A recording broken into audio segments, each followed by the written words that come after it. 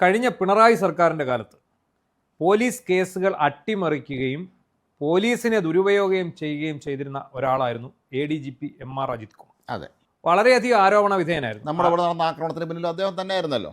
അദ്ദേഹം ആദ്യം ശ്രദ്ധേയനാകുന്നത് എങ്ങനെയാണെന്ന് അറിയാമോ? നമ്മുടെ സ്വപ്ന സുരേഷിനെ സ്വാധീനിക്കാൻ ഒരു മാധ്യമ പ്രവർത്തകനുമായിട്ട് കൂട്ടിയേർന്ന് അവിടെ പോയ അങ്ങനൊരു വിഷയം ഉണ്ടായപ്പോഴാണ് അദ്ദേഹം കൂടുതൽ ശ്രദ്ധിക്കപ്പെട്ടത്. പക്ഷേ ഇയാൾ ഏറ്റവും കൂടുതൽ ശ്രദ്ധിക്കപ്പെട്ടത് മറുനാടൻ വേട്ടയിലൂടെയാണ്. അതെ, ഇയാളുടെ സിംഗിൾ ഒറ്റ ഉത്തരവാദിത്വത്തിൽ അയാളും പിന്നെ അവിടുത്തെ കൊച്ചി സെൻട്രൽ ACP ആയിരുന്ന ജയകുമാറും P ശശിയും അൻവറും ചേർന്നാണ് ആ പരിപാടികൾ മുഴുവൻ നടത്തിയത്. ഇപ്പോൾ ഏറ്റവും വലിയ സംഭവം വന്നിരിക്കുന്ന പിണറായി സർക്കാരിൻ്റെ കാലത്ത് കാണിച്ച അഴിമതികളും ഇവർ നടത്തിയ ഗൂഢാലോചനകൾ ഒന്നൊന്നായി വെളിയിൽ വരുന്നു. അജിത് കുമാറിൻ്റെ തൊപ്പി തെറിക്കുന്ന അവസ്ഥ എത്തി നിൽക്കുന്നു. BD സതീശൻ അദ്ദേഹം സത്യപ്രതിജ്ഞ ചെയ്ത ദിവസത്തെ അതേ ലൈനിൽ തന്നെ സ്വീകരിക്കുകയാണെങ്കിൽ വീട്ടിയിരിക്കേണ്ടത്.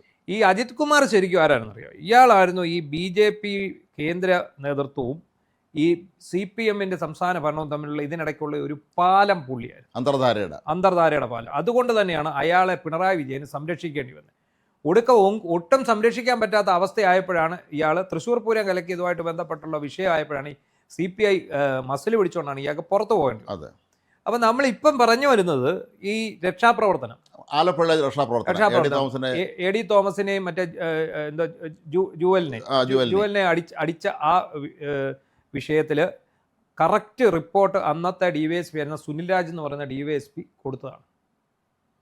അതുപോലെ തന്നെ അന്നത്തെ മെറിൻ ജോസഫ് എന്ന് പറയുന്ന SP അവരും കൃത്യമായ റിപ്പോർട്ട് കൊടുത്തു. ഇത് മുഴുവൻ മുക്കിയതിന് ശേഷം വളരെ വളച്ചൊടിച്ച് ഇയാളുടെ നേതൃത്വത്തിലാണ് ഇയാൾ ക്യാമ്പിലേക്ക് വിളിച്ചു വരുത്തി. ആരെയാണ്? ഈ വിളിച്ചു വരുത്തിയിട്ട് ഇയാൾ ഇത് മൊത്തം അട്ടിമറിക്കുന്നതാണ് നമ്മൾ കണ്ടത്. അപ്പോൾ ഈ അട്ടിമറി ഇപ്പോഴാണ് പുറത്തു വരുന്നത്. അപ്പോഴങ്ങനെയാണല്ലോ, ഭരണം പോകുമ്പോഴാണല്ലോ പിന്നെ ഇവർ നടത്തിയ പല പരാക്രമങ്ങളും ഇതുമാതിരി വൃത്തികളും എല്ലാം തന്നെ പുറത്തു വരുന്നത്. മാത്രമല്ല അന്ന് തല്ലുകൊണ്ട് AD തോമസ് എന്ന MLA ആണ്. ഈ പറഞ്ഞ പോലീസ് ഉദ്യോഗസ്ഥന്മാർ അയാളെ കണ്ട സല്യൂട്ട് ചെയ്യേണ്ടി വരും. നമ്മൾ നോക്കിയറിയാം. ഇപ്പോൾ ഈ ഷൗക്കത്ത് അലിയുടെ നേതൃത്വത്തിലുള്ള പ്രത്യേക സംഘം SIT ആണ് ഇത് അന്വേഷിക്കുക. അവർ ആദ്യത്തെ ദിവസം തന്നെ അവർക്ക് മൊഴി കിട്ടിക്കഴിഞ്ഞു. അവർക്ക് മൊഴി കൊടുത്ത ഈ DYSPയും അവിടെ ഉണ്ടായിരുന്ന പോലീസുകാരും അവിടെ ഉണ്ടായിരുന്ന ക്യാമറാമാനും എല്ലാം കൃത്യമായിട്ട് കാര്യങ്ങൾ പറഞ്ഞു കഴിഞ്ഞു. എൻ്റെ സഹപ്രവർത്തനായിരുന്ന ജോജി ഇന്ന് ആലപ്പുഴയിലെ ജയിലിൻ്റെ റിപ്പോർട്ട്, അദ്ദേഹം ഇന്ന് അവിടെ ഹാജരായി മൊഴി കൊടുത്തെന്ന് തോന്നുന്നു. രാവിലെ പോകുന്നുണ്ട് പോലീസ് സ്റ്റേഷനിലേക്ക്. അപ്പോൾ എന്താണെങ്കിലും ശരി, അവരുടെ മൊഴി അനുസരിച്ച് കൃത്യമായ ചട്ടലംഘനമാണ് നടന്നത്. അതായത് അവിടെ യാതൊരുവിധ പ്രകോപനപരമായ കാര്യങ്ങളും ഉണ്ടായിരുന്നില്ല. അത് വെറുതെ നിന്ന യുവാക്കളെ മനഃപൂർവ്വം പോലീസ് മർദ്ദിച്ച് അവരെ മാരകമായ രീതിയിൽ, അതായത് പോലീസ് മാനുവലിൽ ഉപയോഗിക്കാൻ വലിയ വടി, സത്യത്തിൽ നമ്മൾ പറഞ്ഞ പത്തല് വെട്ടി അടിച്ചു എന്ന് പറയുന്ന പോലെയാണ് ആ തലമണ്ട അടിച്ചു പൊട്ടിച്ച പിള്ളേരുടെ. അവര് ഈ അടി കൊണ്ട് മരിച്ചു പോയിരുന്നെങ്കിൽ പോലും പിണറായി പോലീസിനെ ഇവന്മാരെ രണ്ടുപേരെയും രക്ഷിക്കുമായിരുന്നു. അതെ. അപ്പോൾ ഇത് ഇവര് കാണിച്ചത് എന്തിനാണെന്ന് ചോദിച്ചാൽ, ഇവിടെ സത്യത്തിൽ ആഭ്യന്തരം കൈകാര്യം ചെയ്തുകൊണ്ടിരുന്ന ഈ ശശിയും അജിത്തും ചേർന്നാണ്. ഇവിടെ എന്ത് നടക്കണമെന്ന് അവർ തീരുമാനിക്കും. ഇവിടെ ഈ കാലയളവിൽ കുറെ പാവ DGPമാരുണ്ട്. ഇപ്പൊ ഇരിക്കുന്ന ആൾ ഉൾപ്പെടെ പാവയായിരുന്നു. കാരണം അജിത്തിന് മേളിൽ അവർക്ക് പറക്കാൻ സാധിക്കില്ല. അവിടെയാണ് ഞാൻ പറഞ്ഞ അന്തർധാര. അജിത്തും BJP കേന്ദ്ര നേതൃത്വവും ഈ അജിത്തും എല്ലാം കൂടെ ചേർന്ന് ഇനി ക്ലിഫ് ഹൗസിലെ കിച്ചൺ ക്യാബിനറ്റ് ഇവിടെ ഉണ്ട്. ഇവര് തമ്മിലൊരു പിന്നെ വയനാട്ടില് ദുരന്തം ഉണ്ടായില്ലേ? വയനാട് ദുരന്തം ഉണ്ടായപ്പോൾ നരേന്ദ്രമോദി സന്ദർശിക്കാൻ നേരിട്ട് വന്നത്. അന്ന് ഇവിടെ DGP ആരാണെന്ന് എനിക്ക് ഒരു ഓർമ്മയില്ല. DGP എനിക്ക് തോന്നുന്നു അമിതാഭ് കാന്ത്, എന്തോ അങ്ങനെ പേര് നേരത്തെ ഇരുന്ന അനിൽ കാന്താണോ ആണെന്ന് തോന്നുന്നു DGP. പക്ഷേ നരേന്ദ്രമോദിക്കൊപ്പം ഇദ്ദേഹം മാത്രമാണ് ആ വയനാട് ആ ദുരന്തബാധിത പ്രദേശങ്ങളിൽ നരേന്ദ്രമോദിയും ഇദ്ദേഹവും മാത്രമാണ് പോയിക്കൊണ്ടിരിക്കുന്നത്. അതായത് ഞാൻ ചോദിക്കട്ടെ, ഒരു സംസ്ഥാനമാണ്, ചീഫ് സെക്രട്ടറി ഉണ്ട്, ആഭ്യന്തര സെക്രട്ടറി ഉണ്ട്, മുഖ്യമന്ത്രിയുണ്ട്, ബന്ധപ്പെട്ട മന്ത്രിമാരുണ്ട്, അതുപോലെ പോലീസ് ഉദ്യോഗസ്ഥരുണ്ട്. ഇവരൊന്നുമില്ലാത്ത ആ ഒരു പരിഗണന ഇയാൾക്ക് എങ്ങനെയാണ് കിട്ടിയത്? ADGP നമ്മൾ നേരത്തെ പറഞ്ഞ അന്തർധാര തന്നെയാണല്ലോ. അതായത് ഈ BJP CPM അന്തർധാര വളരെ സജീവമായിരുന്നു. ഇവർ ഈ ഇടയ്ക്കിടയ്ക്ക് അങ്ങോട്ട് തിരിഞ്ഞു. ഇതിനകത്ത് തെളിയേണ്ട ഒത്തിരി കാര്യങ്ങളുണ്ട്. ഇതിനൊപ്പം തന്നെ അന്വേഷിക്കേണ്ടതാണ് തൃശ്ശൂർ പൂരം അട്ടിമറി. ആ തൃശ്ശൂർ പൂരം അട്ടിമറിയിൽ എവിടെ നിന്നാണ് ഇയാൾക്ക് ഈ നിർദ്ദേശം വന്നതെന്നുള്ളതെല്ലാം കൃത്യമായിട്ട് അന്വേഷിക്കേണ്ടതാണ്. ഇത് കാരണം തൃശ്ശൂർ പൂരം അട്ടിമറിക്കുന്നതിൻ്റെ അകത്ത് ഇയാൾക്ക് നല്ല പങ്കുണ്ടായിരുന്നു എന്നുള്ളത് അന്നേ ഉയർന്ന ആരോപണമാണ്. അതിനുശേഷമാണ് ഇയാൾക്ക് വേറെ എങ്ങും കയറാൻ പറ്റാതെ പിണറായി വിജയനെ സ്വാധീനിക്കാൻ കഴിയുന്ന എന്തൊക്കെയോ കാര്യങ്ങൾ ഇയാളുടെ കയ്യിലുണ്ട്. അത് ഉറപ്പാണല്ലോ. കാരണം ഇനിയിപ്പം കാര്യമില്ലല്ലോ, പിണറായി വിജയൻ്റെ ചീട്ട് കയറിയിരിക്കുന്ന സമയമായതുകൊണ്ട് ഇനിയിപ്പം കയ്യിൽ സാധനം ഉണ്ടായിട്ട് യാതൊരു കാര്യമില്ലല്ലോ. ഇയാളെ DGP ആക്കാൻ വരെ പിണറായി ശ്രമിച്ചു എന്നാ പറയുന്നത്. കാരണം പിന്നെ ഉറച്ചു നിന്നുകൊണ്ടാണ്. അതെ, ഈ DGP ആക്കാതിരുന്നത് പകരമാണ് ഈ ക്രമസമാധാന ചുമതലയുള്ള ADGP ആക്കി വെച്ചിരുന്നത്.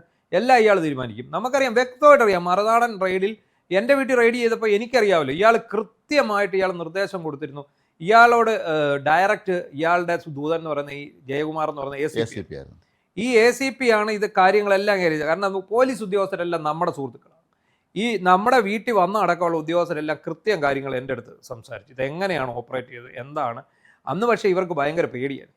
ഇവിടെ ആദ്യ ദിവസം വന്നവർ മാന്യമായിട്ടാണ് പെരുമാറിയത്. പക്ഷേ രണ്ടാമത്തെ ദിവസം രാജ്കുമാർ DCP ആണെന്നാണ് അദ്ദേഹം അദ്ദേഹത്തിൻ്റെ കൂടെ മാത്രമല്ല, അദ്ദേഹത്തിൻ്റെ കൂടെ ഉണ്ടായിരുന്ന ഒരു പോലീസ് ഉദ്യോഗസ്ഥൻ മോശമായി ഞങ്ങൾ സംസാരിക്കാൻ ശ്രമിച്ചപ്പോൾ അദ്ദേഹം തടഞ്ഞു. ഇമാതിരി സംസാരിക്കരുതെന്ന് പറഞ്ഞു.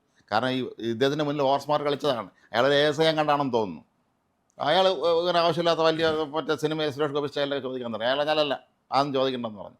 അത് അവർ പറഞ്ഞോളൂ എന്ന് പറഞ്ഞു. അപ്പോൾ അയാൾ പിന്നെ ഉണ്ടായിരുന്നു. ഇതുകൊണ്ടായിരിക്കും രണ്ടാമത് ഈ ഒരു അന്നൊരു SI ഉണ്ടായിരുന്നു ഇവിടെ, വലിയ പരാക്രമമായിരുന്നു. അയാൾ തിരുവനന്തപുരത്തേനാണെന്ന് തോന്നുന്നു. അയാളുടെ പേര് ഞാൻ മറന്നു. അയാൾ നമുക്കറിയാം, അവിടുത്തെ കണ്ട് SI ആയിരുന്നു. അദ്ദേഹത്തെ എന്തോ നേടിയത് പോലെ ഇടയ്ക്ക് അദ്ദേഹത്തെ ആരെയും വിളിക്കുന്നുണ്ട്. എനിക്ക് തോന്നുന്നത് ഇത് ഈ പറഞ്ഞ ആരെയും വിളിച്ച് യജമാനന്മാരെ വിളിച്ചിട്ട് ഞാൻ അനുസരണയുള്ള നായയാണ്, അതുകൊണ്ട് ഇതെല്ലാം നിങ്ങൾ പറഞ്ഞ പോലെ എല്ലാം ഞങ്ങൾ വാരി കെട്ടുന്നുണ്ട്, ഞങ്ങളത് ചെയ്യുന്നുണ്ട്, ഞങ്ങൾ യവന്മാരെ പരമാവധി മാനസികമായിട്ട് ടോർച്ചർ ചെയ്യുന്നുണ്ടെന്നൊക്കെ പറഞ്ഞ് സന്തോഷിക്കുക. അയാൾ ഭയങ്കര ആഹ്ലാദമായിരുന്നു അയാൾക്ക്.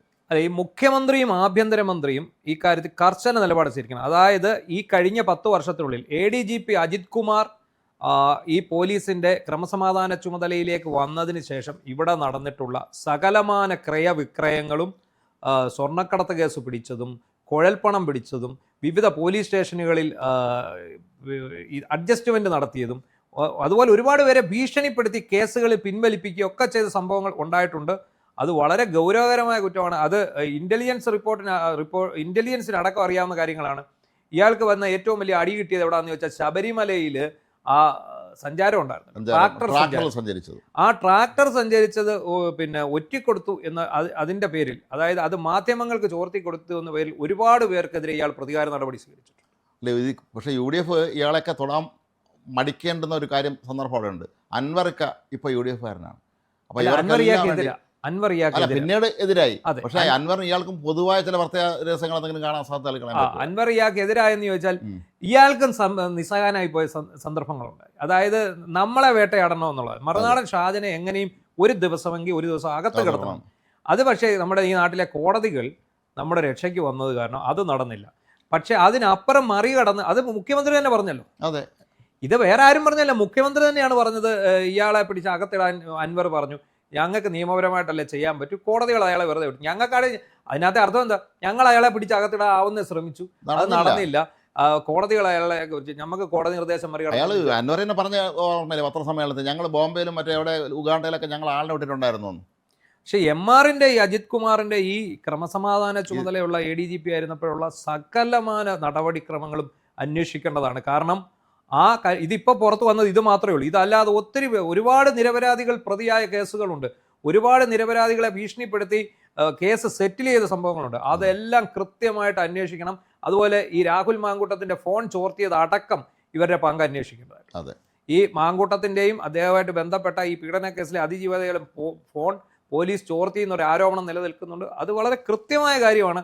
അങ്ങനെയാണ് ഇയാളെ കുടുക്കിയതെന്നൊരു ആരോപണമുണ്ട്. അതിനകത്തും ഇയാളുടെ പങ്ക് അന്വേഷിക്കണം. ഏതായാലും അടുത്ത മന്ത്രിസഭാ യോഗത്തിലെങ്കിലും ഇത് സംബന്ധിച്ച് അടിയന്തരമായി തീരുമാനം എടുക്കണം ഈ മന്ത്രിസഭ. ജനങ്ങളേറെ പ്രതീക്ഷിക്കുന്നുണ്ട് ഈ സർക്കാരിൽ നിന്ന്. ഇവരങ്ങനെ അല്ല, ഞങ്ങളെല്ലാം അങ്ങ് കോംപ്രമൈസ് ചെയ്യാൻ പോവുകയാണെന്നുള്ള രീതിയിലേക്കാണ്. കാരണം ഇനി ചീഫ് സെക്രട്ടറി പോലും മാറ്റിയിട്ടില്ലല്ലോ. ഇതിന് മുഴുവൻ സാല കൊള്ളാക്കും കൂട്ടുപിടിച്ചുന്ന ചീഫ് സെക്രട്ടറി അവിടെ ഉണ്ട്. കിഫ്ബിയിൽ പ്രധാന ആസൂത്രകൻ അടുത്ത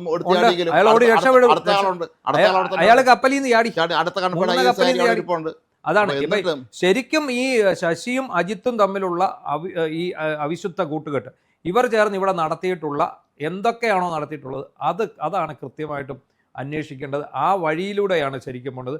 ഇയാളെ സസ്പെൻഡ് ചെയ്യുകയും വേണം. ഇയാൾക്ക് ഗോഡ് ഫാദർ ഉണ്ട്. കാരണം ഇയാൾ കേന്ദ്ര സർക്കാരിൻ്റെ ഒരു പാലമായിരുന്നു എന്നുള്ളത് എൻ്റെ അടുത്ത് BJP നേതാക്കൾ തന്നെ.